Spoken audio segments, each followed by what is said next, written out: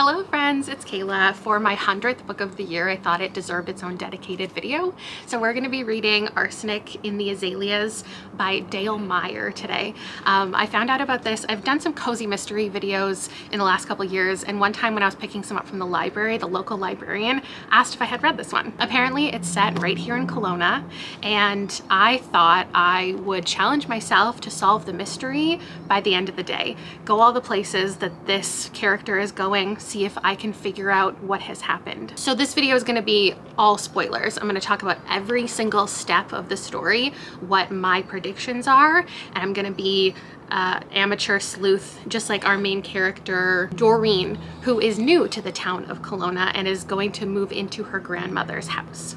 Okay, I'm starting my day at the top of the library parkade. So I have a view of the city in all directions, and I hope we establish right off the bat what part of town we're in, or she goes to a certain part of town soon in the book so we can just like kick off our day. Because what happens in a lot of cozy mysteries is they take place in a small town and they're very well described. They're going to the ice cream shop, they're going down the street, they're walking to the lake, they're doing whatever. So I'm ready to meet the character and head to a more perfect area.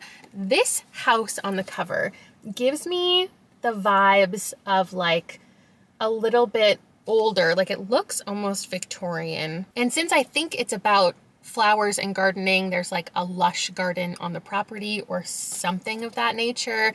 I mean, it has azaleas in the title. This combination of things makes me think The Mission. From the view at the top of the mountain, if you look over here, it's like Dilworth, Glenmore, Rutland. Then we have the mall area of town. Then we're looking at downtown. And then further on is The Mission. So I'm ready to get a couple pages in, meet Doreen, and see what's up.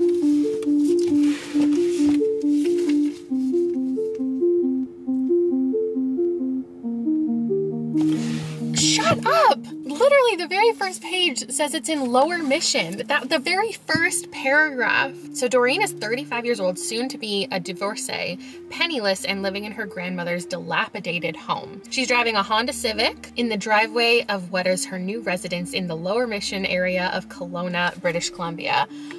I mean, should we just take off? Let me see if it gets more specific. Oh, it's the warm spring. Today is May 1st.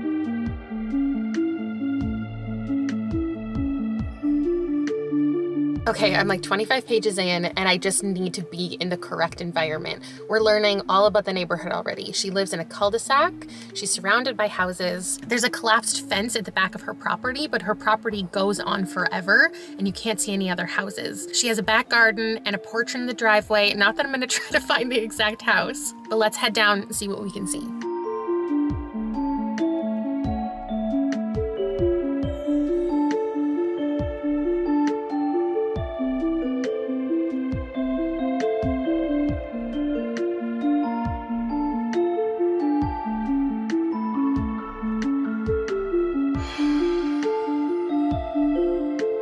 This is definitely my favorite part of town. It's Hobson Street.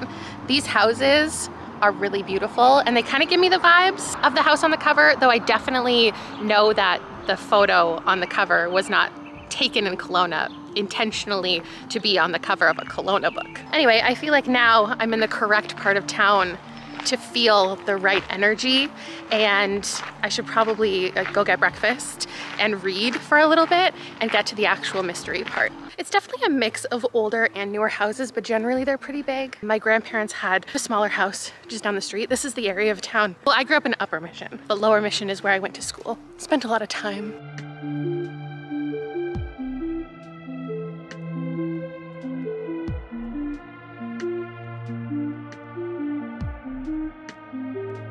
Breakfast at the bread company was great. Here's the mystery. Doreen moves into her grandmother's house. She has gifted the house to her and is in a retirement home. As soon as Doreen arrives, she finds a bloody finger. So there's a pet dog, a pet cat, and a pet parrot. 2 out of the 3 came with the house. I think the parrot is gonna have some information for us because the things that he's saying makes me think he's gonna reveal some clues. But she arrives at this house. one of the animals finds this finger, and so she calls the police and she's like, I think there's a dead body here, because the parrot's also saying body in the garden. The police come, they investigate the premises, they find footprints in the backyard of a size 11 shoe, and then they look and they find a dead body. That's in like the first, 30 pages. And so now there's the mystery. A dead man is there. They're asking Doreen if she knew anything about it, if she killed him. Doreen is an interesting perspective to be reading from, because she came from a lot of wealth in Vancouver. She is getting divorced now, and she has to live this new life in Kelowna. She has no other opportunity. She needs to find a job. She has no way of getting money, but she has this house that was kindly gifted to her. So she's coming at the situation with a certain, perspective. She has a certain kind of attitude. She's come from a certain type of life. So some things seem beneath her. But even like her reaction to this dead body being found, it's more of just an inconvenience to her. She seems really bothered by it. People are investigating. They don't even make her really leave. They're just like, hang out in the house and we'll do the full investigation of just the outside, when it seems like they should be able to look inside too. Anyway, she also seems very put off that she can't wear her high heel shoes inside the house because like the floorboards are uneven, I guess, which just seems questionable. Like, Canadians don't wear shoes in the house. And it only just occurred to me that like, I don't know if Dale Meyer is from Kelowna. Is she Canadian? It has this little Canada sticker, which makes me think yes. So I did my own investigating on Instagram, and what I find interesting is Dale Meyer seems to post American holidays. She's talking about 4th of July, doesn't post anything on Canada Day for Canada. Posts on American Thanksgiving, not on Canadian Thanksgiving. So we definitely have to keep our eye on her. Anyway, Doreen says she's gonna take the dog for a walk. She walks down the block. I'm just trying to figure out where this is set still, right? Turns right, and there's a path along the creek. So we got our first actual piece of information where this might be. There are 2 creeks in Kelowna. There's Bellevue Creek that is pretty small. I would say most people don't really know about it unless you're in that area. And then there's Mission Creek, which is the huge creek that runs through the entire city. And there is a path called the Greenway right beside it the entire way through the city. So naturally, that's where I have to head next.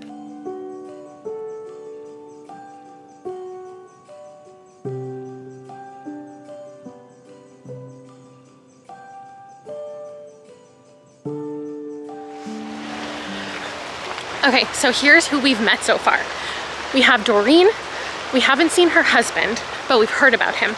We have Nan, who it's interesting because I'm wondering why they wouldn't have just killed her. I mean, killed her off, like as part of the book. It makes me think either she's the culprit and she killed this guy, or she has some kind of information that only she has. Because Doreen has her house. All of her possessions now belong to her granddaughter. She's given her everything. She even goes, if you find any money in any pockets, like that's yours. That belongs to you. The animals now belong to her. They visit occasionally, and it's like, usually in this inheritance type story, the family member is dead. So that's making me suspicious. I'm gonna turn around. I wasn't actually planning on going for a lengthy walk today. We've also got a police officer named Arnold, and then a detective named Mac. All of this has taken place in like 5 or 6 hours. And when she initially gets to the house, she calls her Nan to say she's arrived. And her Nan goes, okay, mark it down. She arrived just before noon. So I'm assuming some criminal activity happened just before noon, and now they're establishing her alibi. We also had one kind of nosy neighbor come over, and that's pretty much it. Now she's just, it's starting to rain. Now she's just going about her life, like digging through the stuff in this house. She hasn't eaten yet, so she's talking about how there's Chinese food just down the street, which makes me think I have the location correct. Because if we went any further into the Lower Mission, there isn't anywhere to really eat. And then she mentioned driving up the street, up a lakeshore, and that's where I am. The grocery store she described didn't really check out, but that's okay. Like, this isn't supposed to be, you know, a non-fiction book that's teaching me about the layout of Kelowna. Okay, anyway, I have to put this away now. Call her up, right? Jesus, yeah. The people around us probably think you're my informant. I look like a detective. Rob is here to debrief with me. He's my Watson. Or Enola. Well, we're not related, so probably Watson. That hat doesn't make you look like a detective. I need another hat. That's not right. Are you gonna take notes for me? No. You just look at me through this. I'm just gonna look you through this. Ooh, 3 times the beauty. Here's what we know so far. What do we know? I have to take this off. It's so hot. There's a dead man in the garden. Not in the garden. Oh, no, wait. He was under the porch. Okay, how's that? I'm such a bad detective. They found his briefcase with him with financial papers in it. Okay. Someone killed him. I mean, you don't know that for a fact. So the question is, who is this man? Who is this John Doe? And why did he die? Blood force trauma to the pancreas. What? He was barely buried, though. Like, they found him very easily. Okay. So I'm thinking somebody's being set up for his murder because this woman just moved into the house. Her grandma just moved out. Her grandma's still alive, but she's living in a retirement home just down there. So I'm thinking it's a setup. Can we just go ask her? Our suspects are Nan, but in a cozy mystery, it's like never the grandma. It's never the love interest. Could be Mac, but I think Mac as a detective is supposed to now be the love interest. The only other guy we have is another police officer, and he's only been in that one scene. This is interesting. We haven't seen him since. So we're gonna say could be Arnold. Not Arnie. Here's why I think it could be Mac. Mac shows up and he's trying to help Doreen, who's the one who just moved into the house. Okay. They've never met before, but he seems weirdly familiar with the house. Like he's been there before. He goes into the kitchen and he knows like where the coffee is and how to use the coffee machine. Oh. And also he's familiar with the animals. And you could just say it's a small town, so sure. But like maybe he's been there because he killed somebody in the house. The bird definitely knows something because he goes squawking around the house, body in the garden. Dead body in the garden. And then every time he enters a room, he goes, Thaddeus is here, which makes it sound like he's announcing himself. He's Thaddeus. Oh, okay. So he comes into the room and he's always like, Thaddeus is here. And Doreen is like, yeah, I know, I can see you. But I think he's saying that because he's repeating somebody who killed somebody. And then they go, oh, Thaddeus is here. He heard us. He's going to expose us. And then where the arsenic comes into it is Doreen goes into the backyard and she finds a bottle of arsenic in the backyard. And that opens up this whole other thing. Apparently this guy died or went missing back in the 80s and he killed his mother with arsenic and now he's been missing. And Doreen's only been here for 6 hours.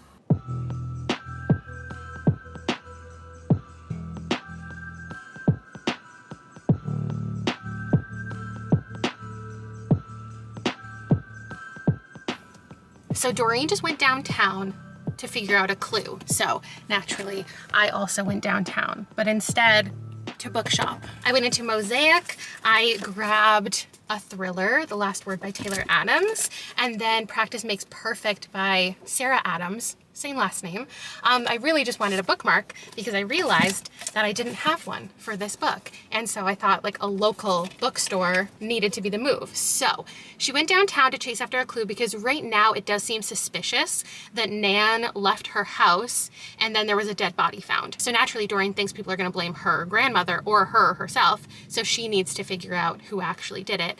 And the briefcase with the financial papers had a name associated with it and it's this insurance selling guy. He has a business downtown. So she goes there and when she gets there, the detective guy also is there looking into it. And he's mad that she's shown up because she shouldn't be inserting herself into the investigation, obviously. It is interesting to me that she left her house and completely in like disarray. Question is, why did she leave so quickly? Is it because something forced her out of the house? Or is it because she just wanted her granddaughter to have it? But now Doreen is going through all of the stuff in the house and she's finding pieces of clothing that are worth a lot of money and she's talking about taking it, or she goes and she takes it to a consignment store. So that's how she's gonna make money until she actually gets a job. She ends up getting offered a job by the detective because his mother's house, she can't take care of the garden, and he figures that Doreen clearly likes gardening, so he offers her the opportunity. Interestingly, when Doreen is making piles of clothes, she goes, this stack is for the consignment store, this stack is for Goodwill, this stack is for the trash, and we don't have a Goodwill here. So that's making me more suspicious. I mean, I think there are some Goodwills in Canada, but definitely not in Kelowna. I don't think even in Vancouver. So I'm just curious where this author's from. Though I was thinking her Instagram, it posts every single day. And so it might likely be like a company who is posting on her behalf. That makes a lot more sense when you think about how often this woman is releasing books and has all of these different series going on. She needs to focus on her writing. In the back of the book, it says she's writing a book on the US mortgage system. Just very interesting. She's all over the place. She's doing it all. Okay, and now Doreen has just found an envelope, a brown big envelope with photos of a dead man. And she naturally calls over the detective again, and they're looking at it together, and he's like, "You didn't touch it, right?" She's like, "No, I did." And he's like, "It's covered in white powder." And she's like, "Yeah, do you think that's poison? Like, maybe it'll kill me." And I'm just very interested to know if they're gonna have a romance throughout the series or what's gonna go on, because they have that classic dynamic of the guy who's mad because she's looking into all of this stuff she shouldn't be. So she climbs into the attic and she's looking through all these boxes. She finds that envelope under the bed that has photos of a dead man and then some paperwork. And then she learns more about the man who went missing in the 80s, and it's probably this man.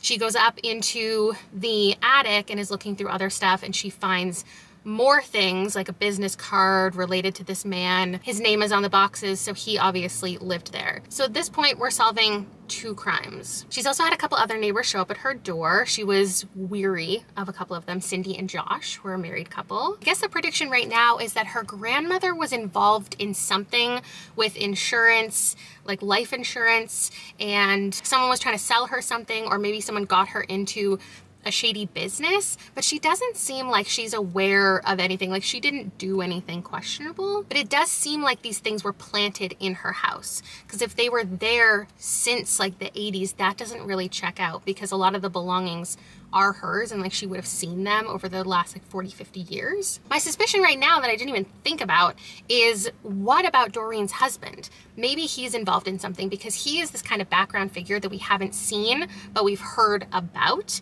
And because we're not supposed to be thinking about him, maybe there is going to be something going on with him that we don't know about. Because like, when you're talking about life insurance, you're talking about money, he's this rich man, like maybe he had something going on with the grandmother. Maybe the grandmother hasn't even met him in person, doesn't know what he looks like. Maybe he is the one who sold her some type of policy. That's where I'm at, just over halfway. I have to go pick up Liam, take him to baseball. I think I'm gonna plug in the audiobook at this point so I can get through the next couple chapters. I'm really testing the capabilities of my windscreen here. It's gotten a little out of control. We're at baseball. Here's my glove. I'm not on the team. Where's your helmet? Do you have to put on the helmet to let it go? Nope. Oh, weird. At this point, Doreen is meeting up with her grandma. Her grandma keeps saying confusing things that don't make a lot of sense. There's a man who just recently went missing named Robert. I'm still here. That guy. And she was just like, "Don't worry, he won't be back." And it was like, "Wait, what do you mean?" She was like, "I meant, don't worry, he'll come back." So he's missing, and maybe that's a good thing, because maybe he was the insurance guy. Maybe there's something bad. We don't like Robert. So she's driving around a lot, walking around a lot. I feel like the only thing she's really missing out on is the scooter and bike opportunities to the public in Kelowna. So I'm gonna ride one just for the hell of it. In chapter 24, Doreen goes and introduces herself to all of her neighbors. She takes some flowers out of her garden and she takes them to each of her neighbors, and that's how she introduces herself to the neighborhood. So we met Richard and Cicely. She didn't like their vibe. Well, she met Richard, didn't meet Cicely. They're a house, like, let's say this is Doreen. Then we had Richard and Cicely. On the other side is Josh and Cindy, who she didn't like their vibe when they came and introduced themselves. Then she went to Ella's house, who we met earlier, and Brenda, who is a mother. We didn't meet any partner, and she has 2 kids, a baby, Kara, and a boy named Travis. And when she went over to Brenda's, Brenda said, "Oh, I recently saw Richard and Cindy in your backyard." So that makes me more suspicious of Brenda. And also Ella, just because at this point in the story, typically in a cozy mystery, you aren't meeting the culprit this late into the story. It's somebody you already know. So since Ella was one of the first neighbor that she met and she got a good feeling about her, it's making me feel like Ella is up to something. Now, a couple chapters later, we haven't gone anywhere else in the city. I feel like we're pretty much sticking to the neighborhood at this point, because we actually need to start solving some things. Because we've got 3 mysteries. Where Robert is, he's missing. Who killed the insurance guy in the garden, who we found out his name is James. And then where is this guy Jeremy from decades ago? Is he actually missing? Why do we care? This doesn't seem like a mystery we're supposed to be solving. It's gonna be just like a little mention at the end. Like we already know Jeremy, or Jeremy has just been in hiding all of these years for some reason. She said at one point that Jeremy would have been the same age as Nan, and Jeremy's stuff is in Nan's house. So maybe Nan is keeping a secret, like they were together, or he was living there for a certain period of time, or she was storing his stuff for some reason. One reveal we did get is that the reason Nan was asking or was taking note of what time Doreen arrived at the house is because Nan is really into betting. So with all of her friends at the retirement home, they're betting on things constantly. So like what time she'll get into town, what time they're gonna find Robert's body. They're like betting on these things. Nan was also saying that Robert is a handyman where she lives.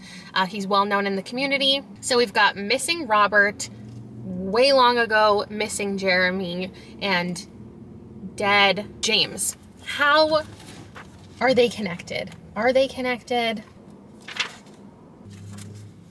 Okay, Doreen just found the dead body, potentially, of Robert.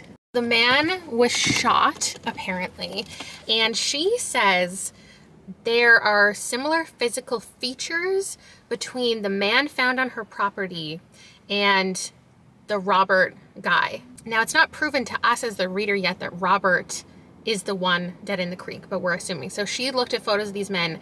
She sees something that they have in common. So I feel like 50 pages from the end of a 270 page book, maybe I should be making predictions. Has enough gone on to bring up that theory right now? I feel like it's gonna have to pan out. So if you're saying that the two dead men are related, here's the thing also about a cozy mystery is that it's not usually the same culprit if there's multiple murders. There's usually not a serial killer. In fact, a lot of times there's a death that was like an accident or it was self-inflicted. So perhaps Robert, the man who was just found in the creek, took his own life because he is the one who killed James. But why would he have buried James in the garden? I still haven't connected all of that. And then how is Jeremy's story gonna come into it? Because like there's arsenic in the garden. So did the first guy, James, die via arsenic? Was the arsenic in the garden there from when Jeremy supposedly killed his mother way back in the day, or was that just a rumor? I feel like it's gonna be just a rumor and Jeremy's like fine and well. And maybe now that these two men are dead, maybe they were looking for Jeremy. Maybe they knew Jeremy, they knew where he was. Maybe Jeremy killed them, or maybe Jeremy's just in hiding, waiting for them to die, and now he's gonna come out of the woodwork and be like, none of these rumors were ever true, I just had to go into hiding. But I still don't know why these men would have died. The only things we really know about are Nan and her gambling. There was a safety deposit box, which like you don't really mention stuff like that in a mystery unless it's gonna come back. So the cops had a key to whose safety deposit box? Was it Jeremy? I think it was Jeremy's. Yeah, because it was in the envelope that was found under the bed with the photos of a dead man. Who was that dead man? Was it Jeremy? Have we proven that? I don't think so. Here's my slight issue with this book. People are not answering questions. So it keeps happening where there's this little scene of dialogue and someone will ask two questions in a statement. They'll be like, did you do this? Why did this happen? And the person will only answer the second question. And it sounds like they're confirming that the first question is a yes because they're going on to answer the second part. But I feel like no one is actually copping to anything going on in this story at any point. We do know that James's office was in disarray. So somebody went there looking for something or found something and a reason to then kill him. So right now I don't think it's gonna end up being Doreen's husband. I do think it's her neighbors now that we've gotten to know them. Ella definitely has something going on, and I think Jeremy's not dead. And I guess right now I'm saying Robert took his own life from, I don't know, the guilt of killing James. But I don't see how any of these things are connected right now. Okay, I'm back to pick up Liam from baseball practice. I would try to film somewhere more interesting for this clip, like outside, because it is a beautiful day, but I'm so close to like the highway now. So it's another car clip. Okay, I completely forgot that I started going on a tangent because Doreen said that the two men looked similar. So the whole idea is that Robert and James are related. So the fact that Jeremy is even a part of the story and is around the age that would be like parent age to those boys would make sense to why his storyline is in the story but doesn't feel like one of the mysteries in here. I didn't quite get there myself. In the next chapter, Doreen is doing a lot of internet research, figuring out everything about all these people. She's looking up like Ella and whoever else, trying to just figure out who they are and if they have any secrets that she can uncover. So we learned that Jeremy was doing some money scams with his wife Alice, and Alice lives at the same retirement home as Nan. And then we found out James had no family that she could find online, but Robert had an adopted sister and his parents are dead. I guess she was Googling things and she found an article about Robert but didn't name any of his family members, but was just like, parents are dead. And Jeremy and Alice had 4 kids. So Jeremy and Alice, both dead, apparently.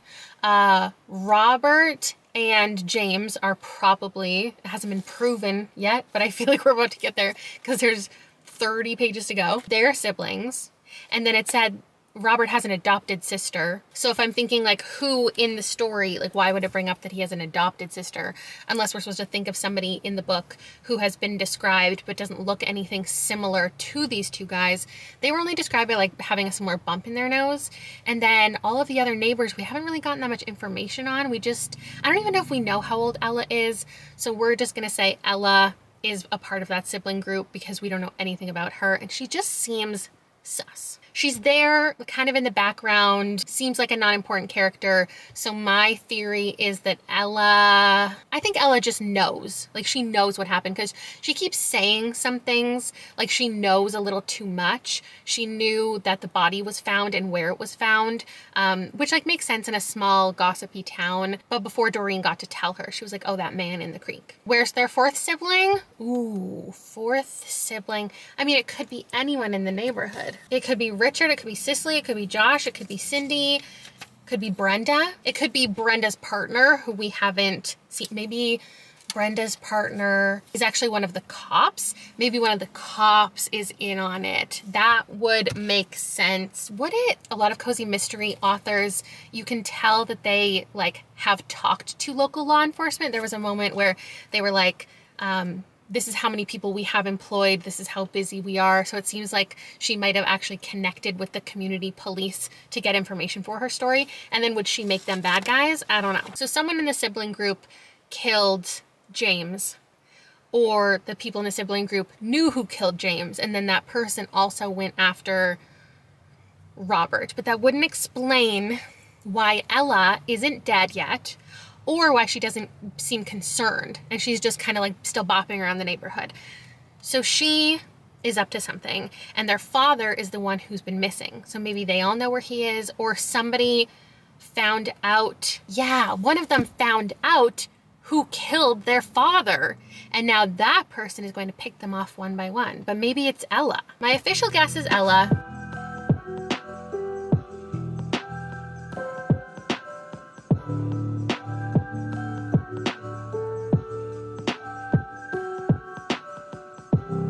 Ella is at Doreen's house trying to open the door, or she just opened the door and is coming inside.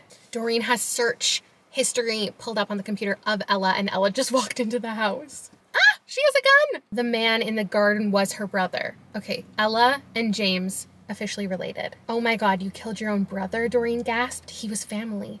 Ella glared at her. No, I didn't kill him. My brother did. I told him to get rid of the body, but he's an idiot and buried it on your property. Doreen felt shaky. Her legs turned to rubber. Why did he kill him? She asked in a faint voice. This was too bizarre.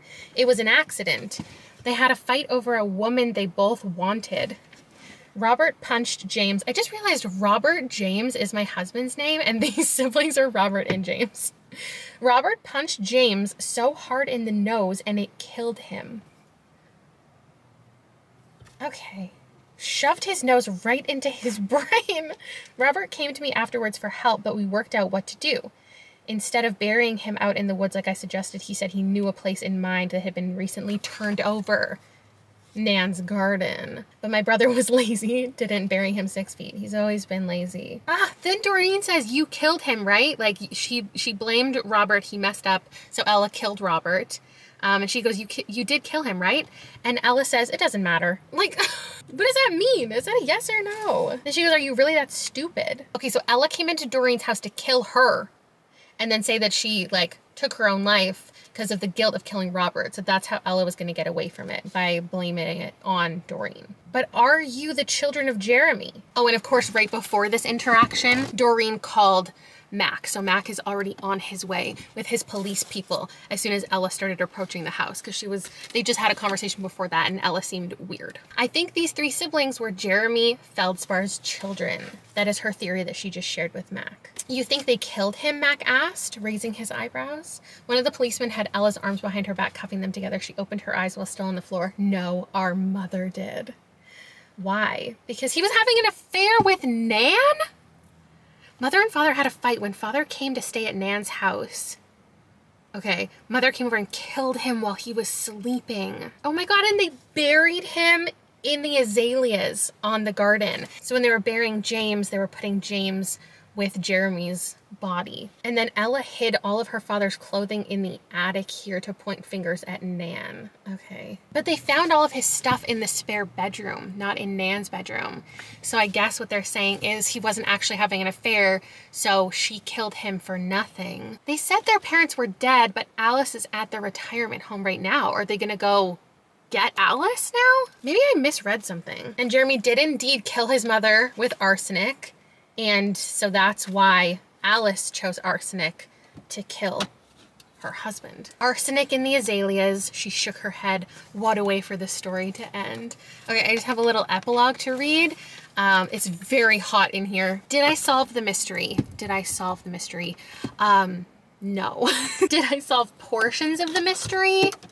Sure, but really just the ones that I was already led towards because of Doreen's sleuthing. I think I've still earned my magnifying glass, and I'm a pretty below average detective. And I wish there were more places that I could have hopped around to in Kelowna during this experience. But I'll give you a final thoughts in just a sec. Since I was focused on investigating alongside Doreen and solving the mystery myself, I haven't really talked about my enjoyment or how I feel like the book was written. I think like a 3 would be a little too generous, so I'm gonna land at a 2.5. It's not really the kind of mystery that invites you in to investigate yourself. It's not like you get all of these clues and then the character puts them all together. The character just continues to think up random theories and then every one of them pans out. So I feel like I couldn't have really solved the mystery until Doreen did. This was just not the most conducive book to do this whole video around, but how could I have known that until I read it? I think this book could have been more interesting if Nan was dead, or if Nan was the sidekick. A lot of times in mystery books like this, the main character has like a friend, a family member who they are side by side with the entire time and solving things together. Unfortunately, Nan wasn't used to her full potential. She could have answered almost every question that Doreen had, but she never went to her with her questions. Some questions we did get answers to. Jeremy's safe deposit box, they found a letter confessing to the murder of his mother. The reason that Nan so quickly went into the assisted living facility was just because somebody else died and she didn't want to lose her spot.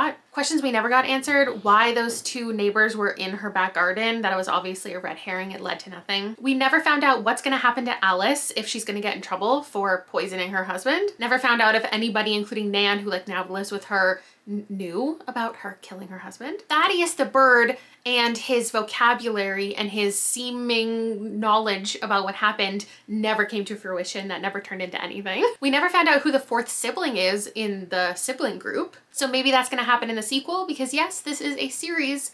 There have been 22 books written in the last 4 years. So I can only imagine how wild and wacky they get, because at the end of this, we find another body in another garden. This is the weirdest epilogue I've ever read. It didn't wrap up anything that you think it, like a mystery novel typically would, being like flashing forward a couple months later, this happened and this happened, we solved this and this got accomplished. No, it was just this weird scene of her like fixing up her backyard, and then Mac shows up and then they fix the backyard together. And it was just written very strangely, as if it was the first chapter, the prologue to another book, because she just weirdly summed up everything that happened in the book as if we hadn't just read it. She literally introduced us to characters. Muggs gave a heavy woof and continued to waddle forward, blah, blah, blah, blah. He had been with her for 5 years already. She had inherited both Goliath and Thaddeus from Nan as part of a parcel with her house. Goliath had an attitude. He came and went on his own.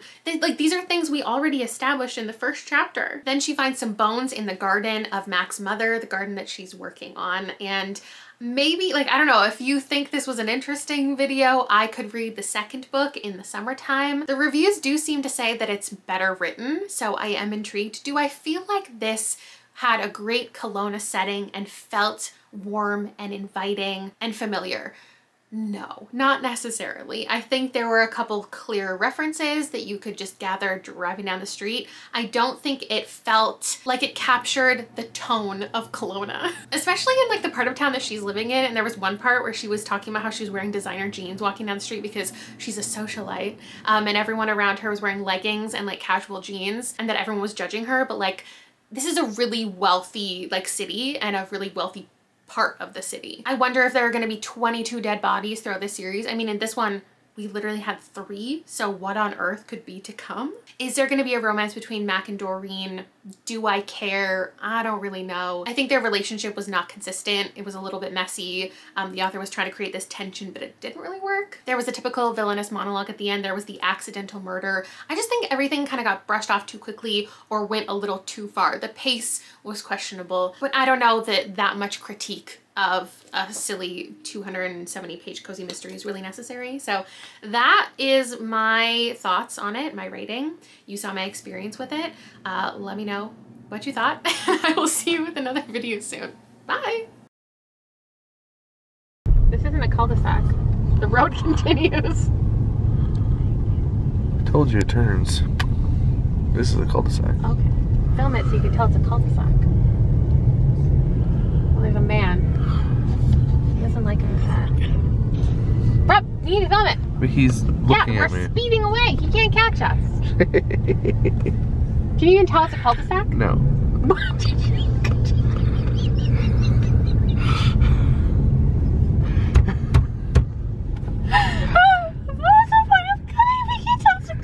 He scared me, sorry. Well, just hit armor, make a left and hit armor, it's just 2 rows down. He was so scary. He had a cowboy hat, he could have shot me. He's mowing his lawn!